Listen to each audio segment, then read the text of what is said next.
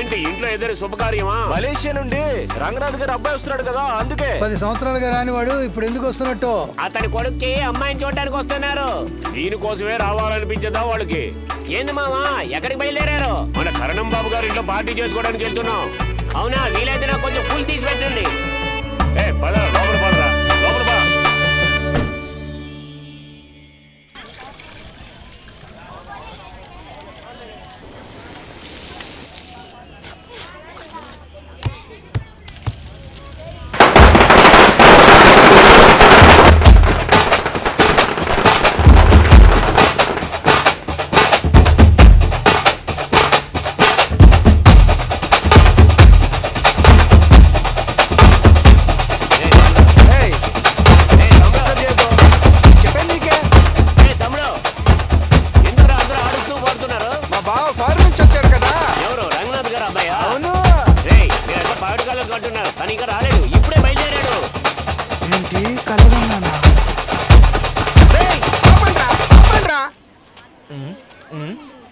ఇంకా ఏంట్రా ఊగుతున్నావు? ఇట్రా.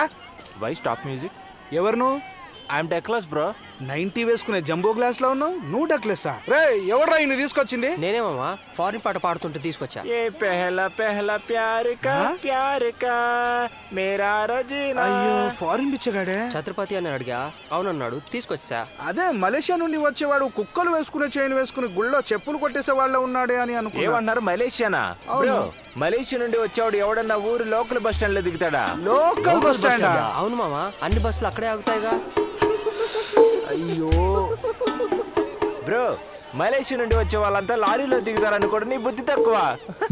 షేర్ ఆటోలో కూడా వెళ్దాం రా. షేర్ ఆటో సర్వీస్ కూడా స్టార్ట్ చేస్తారా? నీ మీద బాగా కోపంతో ఉన్నా.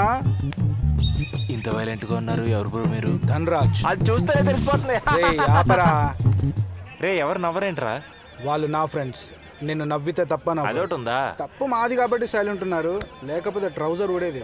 ఏరా బాబుని తీసుకురాండ్రా అంటే ఈ గూబెని తీసుకొచ్చారు. వీడు వేసుకున్న కోట్ చూస్తేనే తెలియదురా వీడి కేడిగాడు అని. వీడి కూలింగ్ గ్లాస్ కూడా బ్రో కాస్ట్లీ బ్రో. ఎంతరా? 100 రూపాయలు. 100 రూపాయలు కాస్ట్లీ అరా? ఫారిన్ పిచ్చారనడానికి ఇదే కన్ఫర్మ్ రా.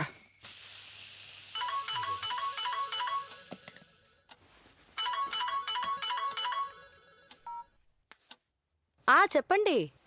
అలాగా, సరే అండి. ఏమైంది? ఎప్పట్లాగానే మన అబ్బాయికి ఈ అమ్మాయి కూడా నచ్చలేదంట. అందుకే మీ తరపు వాళ్ళని పెళ్లి చూపులకు రావద్దని చెప్పాను. పోయినసారి మీ వాళ్ళు కూడా వచ్చారుగా, అదేమైనట్టు? మా వాళ్ళు కనీసం సగం దూరం అయినా వచ్చి వెళ్ళారు. మీ వాళ్ళు అసలు రానేలేదుగా. ఏంటి? ఏం లేదు ఫంక్షన్ కి నాడి గారిని పిలవడానికి వెళ్తున్నాను, త్వరగా సిద్ధంగండి. నా మనవరాలు వాడిని చేసుకోవడానికి ఒప్పుకోవడమే ఎక్కువ. వాడు గొప్పోడో కాదో తెలియదు గాని వాడు అదృష్టవంతుడు కాబట్టి నా మనవరాల్ని చూసుకోవడానికి వచ్చాడే. నువ్వు చూస్తానే ఉండు, నా మనవరాల్ని చేసుకోవడానికి ఫారెన్ సంబంధం ఎత్తుక్కుంటూ వస్తుంది.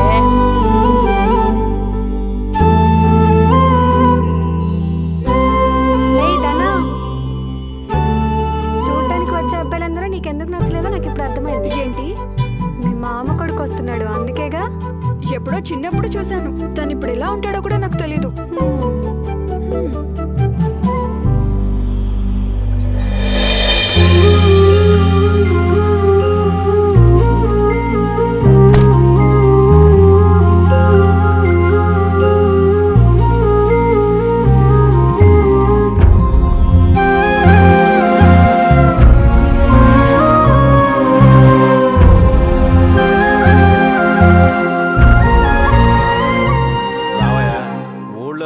పొలం ఉన్న వాళ్ళే దర్జాగా తిరుగుతున్నారు.